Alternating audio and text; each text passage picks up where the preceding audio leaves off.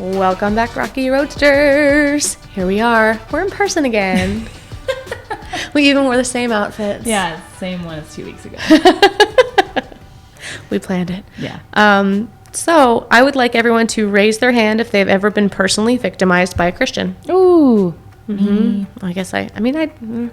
But I think that I know people who have been, sure. And I think you have growing up.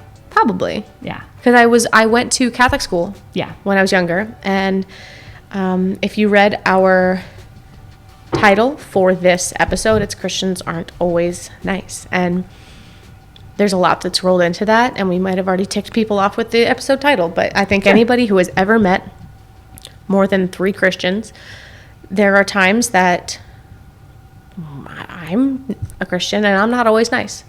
We are humans. We are very imperfect humans. Yes. And it can boil down to a lot of different things. And we're here just to kind of talk about different experiences and different reasons why. I'm talking to you, non-Christians, because I know that I have so many people, and it hurts my heart because I can't change the minds of everybody in the world. That's impossible. Right.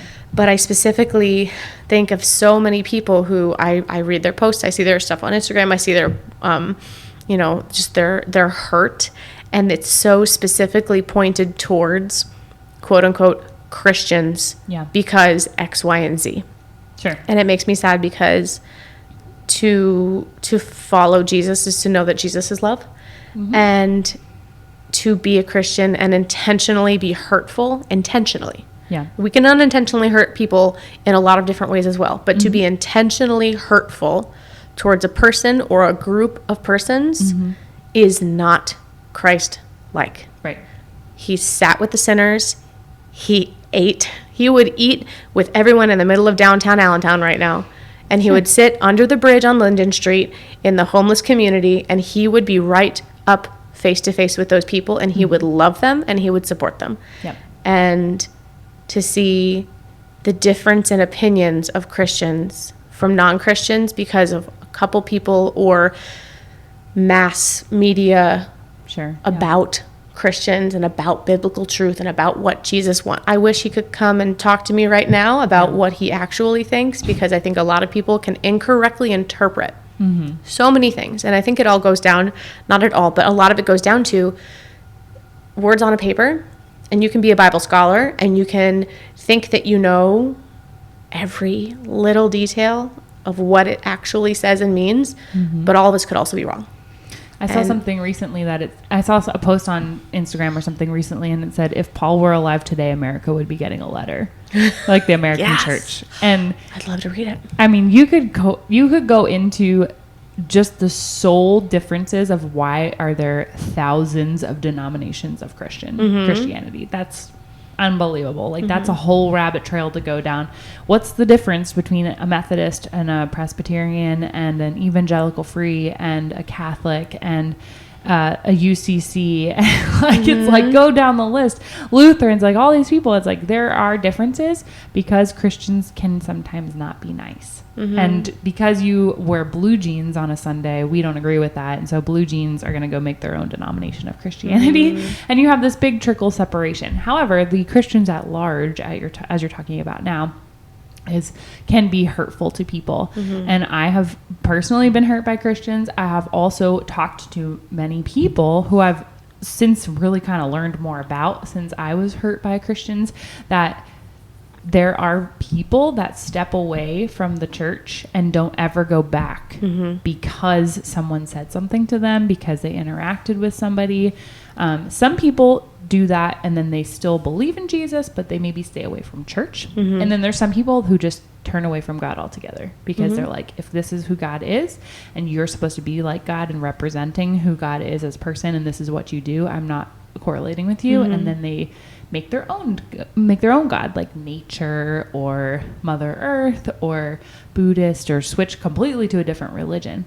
Now, I'm just going to preface this with, we love everybody, like literally love everybody. So my little comments here about like, oh, you're going to make your own God is not saying don't do it, but we are Christians and we do believe and confess and that Jesus is the Savior for us and that we accept him. And so we are Christians. And so I'll just everybody knows that at this point, if you've been listening to our podcast, but we do love and care for and support people that have different opinions. And I think that's one of the biggest disagreements. Yeah. Is we're not going to go into all the specific issues. We're not going to go into specific, like, it's all political too. But if you are a Christian and you openly hate any group of people, Yeah. turn the mirror on yourself. Think about it. Right? And we're literally doing a podcast on talking about our own people not being nice. So we've experienced that, as many people have also too. But yes, correct. Like, turn the mirror on yourself. Even as Christians, there are things you can work on. There are things you can be better at. There are things that you struggle with and maybe always will struggle with. And that's okay, because we're humans. Absolutely. A lot of, from my experience, from what I've seen, again, I'm only speaking from my experience. I'm not saying all this, all that, because I don't know. I'm a white woman in Pennsylvania. A very limited amount of experiences that I have been able to encounter. But from my experience, a lot of disagreement and a lot of disappointment in people who are Christian is that they don't understand other people and that they are, quote, high and mighty on certain people. And I think that comes to a personal awareness and seeking out different experiences. And it goes back to our community episode 2 weeks ago, saying you need to experience things that are different than you. Yeah. Because you can say that you love all, but if the only group of people that you're surrounding yourself with are people that are only in your small group, and that's the only people that you engage with at all ever, you have to stretch yourself a little bit more. Yeah. And so my encouragement for Christians is to make yourself feel a little uncomfortable. Yeah. You can go and I think volunteer work and charity work is absolutely amazing. Go ahead and volunteer in a way that makes you feel uncomfortable. Go do street medicine with someone.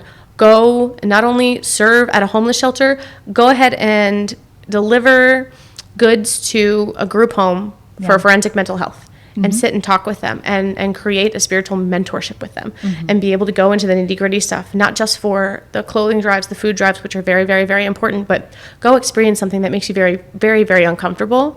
Again, not unsafe, but just makes you feel uncomfortable and confused, and make sure you seek guidance in doing that, because then you can grow as a Christian and continue to love even wider groups of people that you might not have realized even existed. Yeah. For sure. I think there's this interesting thing that happens with Christians is because we want to be more sanctified. We want to be more like Jesus. So after we accept Jesus, we then want to learn about him. So we learn and learn and learn and learn and better ourselves. Maybe that's we don't curse or which full honesty, Kristin and I both do. Totally do. You can. Some people are convicted of that. Like, okay, so I'm gonna not curse. I'm gonna maybe not watch this specific type of show or movie, or I'm not gonna like go out and get intoxicated on the weekends or whatever. Like, you're sanctifying yourself, so you're getting to be a more whole version of yourself, trying to be more like Jesus. That makes you feel like you are better. Which then puts you on this step stool or this pedestal or of like, I'm better than you because I am learning about the truth and I am getting better. And I am personally becoming a better person. So I'm a good person. Did you hear me? Did you hear me? Hashtag humble. Right. Yes, I am good. I'm good. I'm good. I'm good. And so then you start to fight this self-righteousness where you feel like you are a good person and becoming better. So the prodigal son example, you are becoming this older brother. So maybe you're not the prodigal son walking away and doing something completely different. So maybe you then look at people because you discovered that in yourself, I'm not going to get drunk, for example. Okay, so then I don't get drunk, but your friends maybe still get drunk. And then all of a sudden you're like, yeah, I don't do that anymore, which is fine. That's good. We want to be sanctified. We want to grow and we want to get better. But how do you love people that are still either maybe a couple steps behind you or don't see the truth yet? And now all of your friends know you're a new Christian, and now it's like, well, he doesn't like us anymore because he's a Christian and he does this and we don't do that and we don't believe in that. So then you add this tension in your community and you become, quote, better than them. And so Christians think that as they're discovering and getting better or whatever, that they, quote, are better. and they're right, and they're always right in the way that they believe and the way that they act. Literally, the most recent thing is like this whole Target boycott, which red flag, this could be trigger of like people are gonna be like sparked on this or whatever. Didn't even hear about this, so Great. fill me in. I'll fill you in. So basically, long story short, right now, Pride Month is coming in June, and Target has decided to supply and display pride and satanic things. I'm not going to go into the details. I don't know all of it. However, I have been kind of just following it for fun on Instagram, like following some accounts that share more information about it, whatever. Make your own opinion, make your own decision.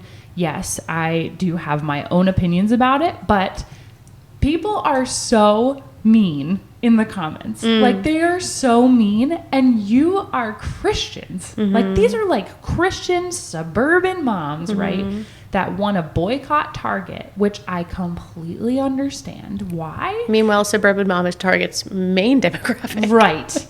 So it's like, but then like you read these comments and these keyboard warriors are out here, and I'm like, you call yourself a Christian? And like, how is somebody going to want to know Jesus because you just typed that out on someone's page? Yes. And it was like, I'm like mind blown. Yeah. So this whole thing of like Christians aren't always nice. It's like, honestly, some of them can be like the meanest people you'll meet. And well, so it goes to something that when we went on that women's retreat, something that the speaker was talking about was you can use scripture to support and to show love, or you can use it as a dagger in someone's heart. Yeah. And using it as a dagger in someone's heart is not going to get anywhere. Yeah. For anyone. Right. And you can use the same scripture and the same message and the same idea with a very different delivery. Yeah. And with love, and it has a very different result. Yeah. For example, just looking at different ways to show a ministry in your life. Someone referred to my music therapy work as a ministry, and I was like, oh, I never really thought about that. But if you think about it, I love my clients. I love, respect, and accept them. Yeah. I show them, I try to be like Jesus in that I love, respect, accept, support, and sit with them in their most vulnerable moments. And in a way, that is a ministry. Yeah. And that's something that actually made me feel really good because I was having like an imposter syndrome kind of moment where I was like, I'm not doing enough. And they're like, no, you're showing people who are non-believers what Jesus' love looks like. And that was super, super empowering. And here's like one tangible thing. I have tattoos on my arm. I'm kind of cold, but I have tattoos on my arm. She has tattoos on her arm. There are Christians that will say that we are not Christians because we have tattoos on our arms. And it's like, what? It's just so, honestly, this is my quote recently. Make it make sense, right? Like, make it make sense. Why would you not love somebody that there is two things. There's truth and there's love. And God is both, and God is also just, and all these things. But truth and love, and what is always forgotten, is how to just love somebody. Because the core of a relationship will be built on trust, love, acceptance. So if you go to somebody, let's say they're homeless on the street and they're doing drugs, and you're like, you are a bad person, God is mad at you, you need to follow Jesus or you're going to die.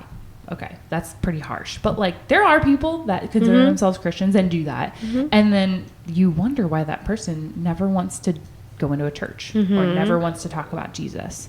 Or the people that avoid the man with the amplifier outside the Walmart in Allentown because he's preaching fire and brimstone and yelling at people that are coming out of Walmart about how sinful they are. Right.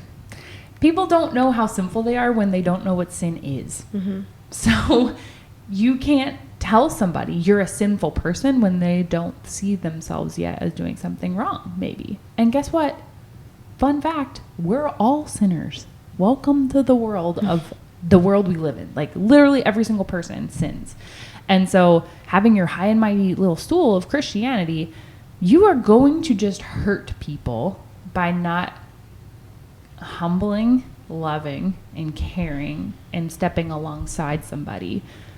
Name the scene, name the scenario, like, you name it, whether that's whatever that may be, like literally any point in time. That could be a specific, like the gender hot topics right now. That can be churches, that can be homelessness, that can be drug addiction, that can be immigration. Like, culturally things, racism things, ageism. I mean, all the isms is ways that we fail as Christians because people don't love somebody or care about somebody or understand somebody that has a different background than you, has a different experience, is in a different situation. Both of us grew up middle class white. So there's an element to us where we can't relate to somebody who grew up in severe, like high upper class and really low class. That's hard for us to relate to. But it doesn't mean that we can downplay it or make them look like a bad person or like look at them as they're less than us because they did something, or that we put people on our own pedestals and our own idols of people of like, wow, they're so amazing, I want to be there. And it's like, they're a human being too. So yeah. So here's a couple things that Christians and non-Christians also have in common is that we can all seek to understand. Yeah. And we can all seek to listen, and we can all educate ourselves. One of the things that a friend of mine did a couple years ago was they just did research on like all of the different spiritual, religious kind of backgrounds just to learn about it. Yeah. Meanwhile, some people are like, I would never read the Quran. Yeah. But why would you have that? To make sense of the way that someone else thinks. Yeah. Sometimes you have to step into their understanding. You have to step into their shoes. You have to at least just try to say, I don't understand this, so I'm going to do my best to see things at least from the same color glasses you're wearing. Yeah. I've always felt that learning more about other people's faiths increases your own. Because it solidifies your own seeing, but then you understand what makes other people the way that they are and maybe where they came from and their story. But it takes purposefulness to understand where someone comes from. I love, this is the analogy that I kind of use. Maybe it's a little extreme. Go ahead. You can like be mad at me. There is a extremely, you know this, there's an extremely tiny percentage of people in this country, in this world, that wake up and say, I want to murder somebody today. It's like not a lot, right? So then that happens all the time. Look at any major city. It's always happening. But there's a root cause of what made that happen, whether that's an upbringing, whether that's a mental illness, whatever that may be. So you say the same thing for any other scenario and positive scenarios. There are people that wake up and they say, I want to become a parent. Well, why? Did they have a good parent influence? Did they have a great mentor growing up? Did they have a great community? Back to this whole cycle of like communities and mentorship. But then people want to be a parent. You're not born and you're a year old and you're like, yeah, I want to be a mom one day. Like, no, you grow to want that. And so use that on pros and cons. People don't just wake up and say like, oh, I really want to go just cut someone off today in the road. No, there's probably something that happens to lead to that. And so good things and bad things. I want to be a doctor. Why? Because a doctor maybe saved their life. So as Christians, there are things that are in people, in our core, that make us different. What a concept. And that make us react and not react to certain situations in certain ways. So going back to the self-righteousness, that we feel like we know everything, but I haven't had every experience of everything in the world. So when somebody reacts to a situation, or maybe there's a relationship formed, or maybe there's, you get along better with one small group than another small group in a church. Why? Because you maybe understand them differently.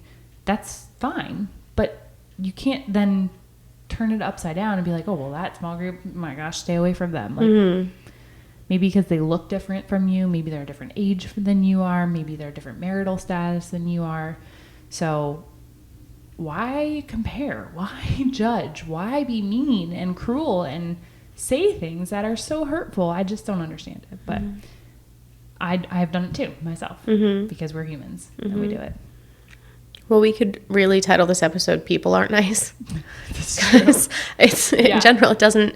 I feel like once people know, just like you were saying with the comment section, once people know that you're a Christian, Yeah. They put the magnifying glass on a little bit. Oh, yeah. And it's like, well, what do you mean you this? What do you mean you this? I thought you. Yeah. Or you do this and then you lead on Sunday morning. And things like, and I've heard comments like that. We're like, how do you follow that person if this is what their life is and they lead? So if there were only perfect leaders, it would be empty. Right.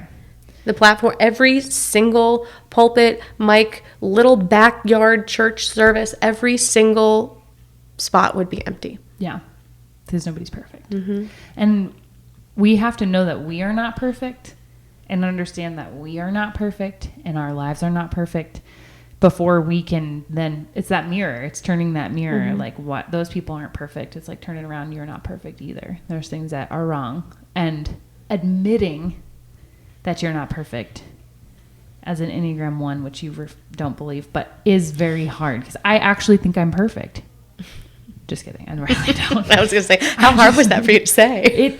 You winced. It is hard, but there is an aspect of me where I kind of felt that way too in times of my life where I'm like, man, I'm doing all the right things. Like, I am a good person. I'm not getting drunk. I'm not doing drugs. I'm not murdering somebody. I'm not blah, blah, so blah. glad you forego murder. Thank you for that. Yeah, you're right. You're welcome. So it's like, there are moments as a Christian where I'm like, I have the truth. I know what's right. And I know this. I'm following it. I'm doing a pretty good job right now. Maybe in this particular season, maybe in this particular day, moment, whatever.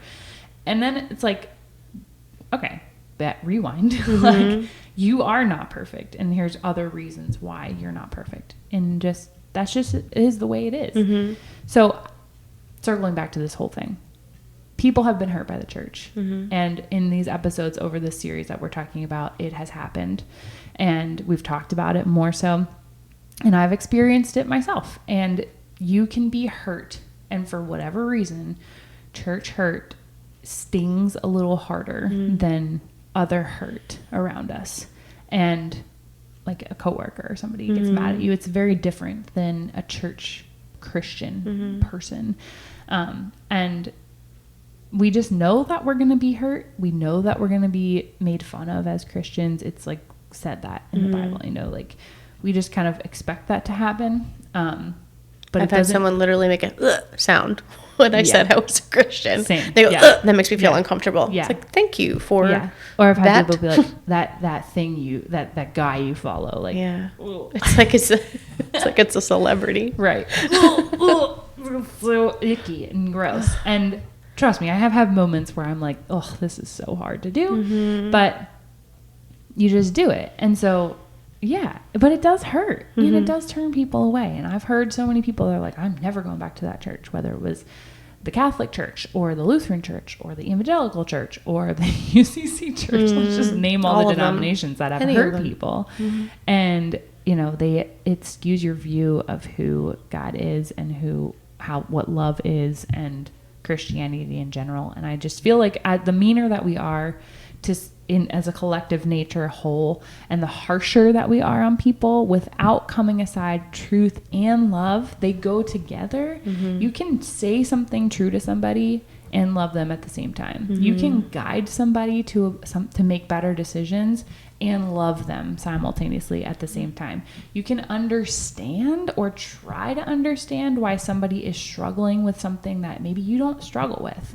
Like, it's hard for me to understand how people struggle with alcohol. Like, it just put it away. But I'm not going to look at somebody who struggles with that and be like, you're a terrible person. Why would I do that? No, because I have my own struggles with things that I struggle with. But you also, in saying that, you being able to wrap your head around and saying, I know that I don't know what this is like. That's higher awareness. Sure. But I can also love you. And it's okay. Like, if you are having a moment and you have a weakness or you fall into a temptation on a weekend or a weekday, whatever, and this happens to you, like, I can still love you and care for you as a person and be there to support you and just help you through it. I may not be able to fix it, but I can still love you. And I think that's the biggest thing for us is we can't fix everybody. But we can love everybody. And that's your choice. You can do that or not. Leading with love, especially when in adversity, is such a difficult thing for a lot of people. And I think another important little nugget that I got from a speaker was, she said she reads the Bible twice a year. I'm like, with what time? Like, actually reads it. I said, what? You do what? The cover to cover. And she said, some days it's perfunctory. Yeah. Some days I open the page because that's the page that I'm supposed to be on, and I read it and I do it. And so for some people, if it's really difficult to step out of your own experience and to lead with love, do the motions.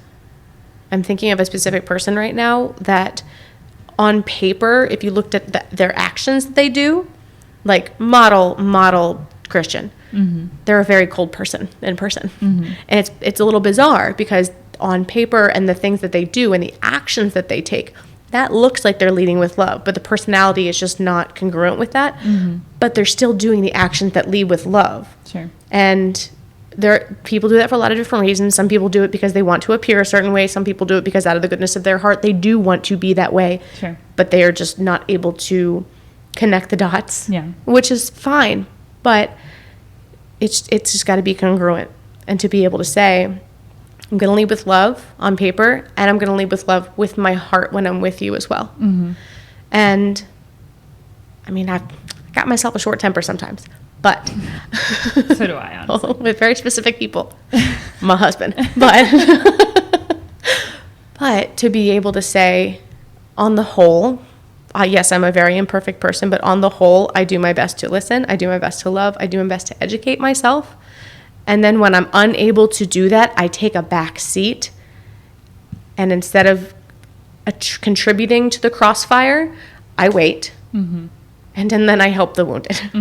And there's certain things about knowing your role in certain scenarios where some Christians will say, it is my job to stand on that box and scream into that microphone and John the Baptist everyone and just go at them because they'll get it eventually. There are people that are natured that way. Absolutely. That's okay. Absolutely.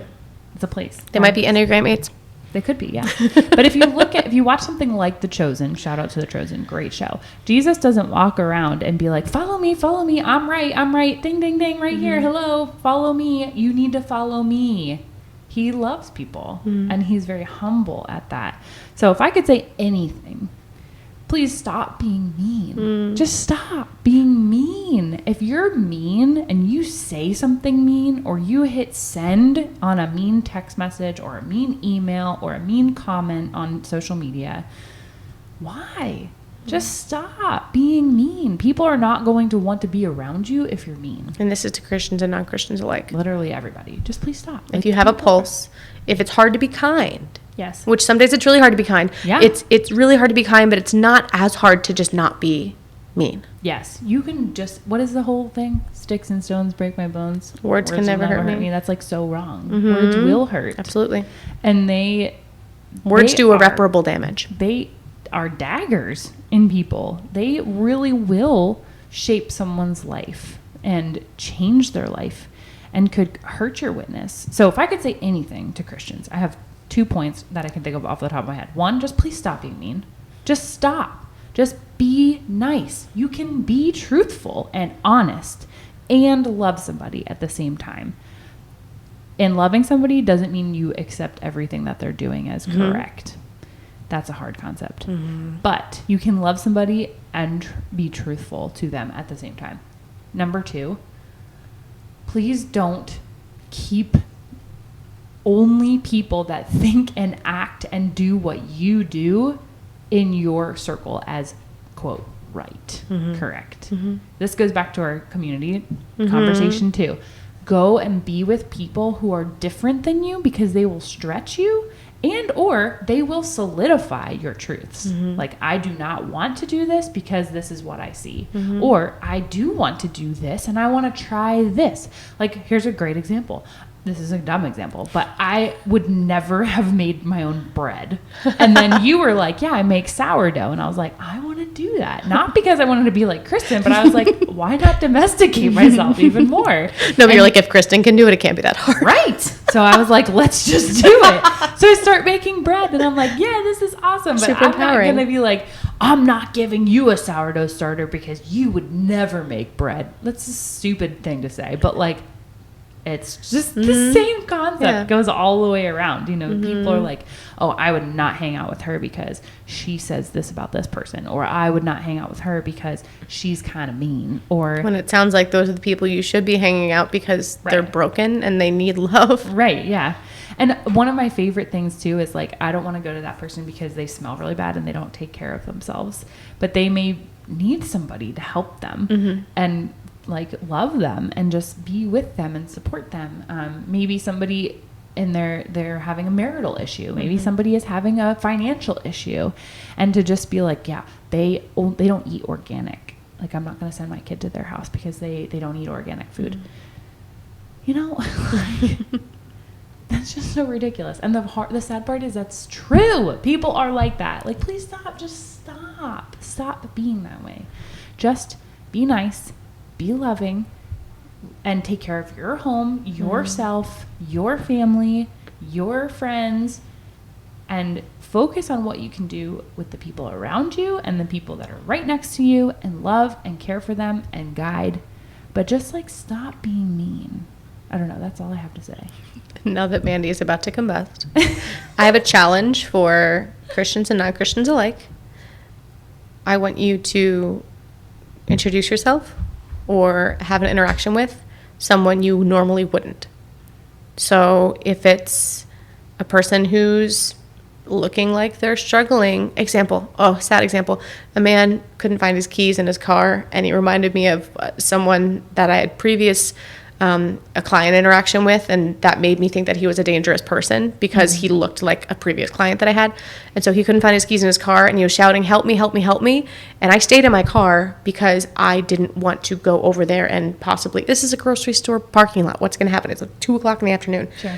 Meanwhile, finally, one of the guys who worked there said, "Sir, do you need help?" And he was just so exasperated that he couldn't find his car keys that he just was all over the place. All he wanted was help. I felt uncomfortable giving help, but afterwards, oh my gosh, it ruined my afternoon. So I was like, I was perfectly capable of helping this man find his car keys. Sure. And I watched it happen. Yeah. And I felt just so sad that I didn't let myself... See if it's having a moment down there. I didn't let myself step into that situation because I felt uncomfortable. Again, I don't want you to step into unsafe situations. Yeah, right. But I could have stood 10 feet away from him and said, "Sir, what can I help you with? Do I need to call someone? Are you feeling okay? Is this a medical emergency?" Right. Right? Yeah. Interact with someone who you wouldn't normally interact with. If I have friends who have been hurt by Christians, and I've almost messaged a couple of people recently because of the things that they're sharing that are just like, you can tell they're so hurt, specifically by Christians. If you are someone who has been hurt by a specific Christian or just by many, talk to someone you trust. Talk to me. Ask questions. Yeah. Vent. I'm here to listen. Right. I still love you. You can say all sorts of nasty things about me and my religion. I still love you, and I want to help us all understand each other a little bit better. Same. So yeah. That's it. And I'll just put this as a disclaimer. We can't cover every scenario all the time. So things that we bring up or say are like our own opinions or maybe just an example, but nothing is targeted at a specific person. Nothing is targeted as a specific place or a specific group of people. We're just talking collectively at large. We've both talked to and experienced our own levels of hurt from people and Christians as well. So yeah, it's a journey. People are people. And I think having more grace, having more mercy, having more love, more kindness, but having truth, having our own truths, our personal truths, our personal convictions, and putting them together, they can interweave into being the best version of ourselves that we can have. That's all. We love you.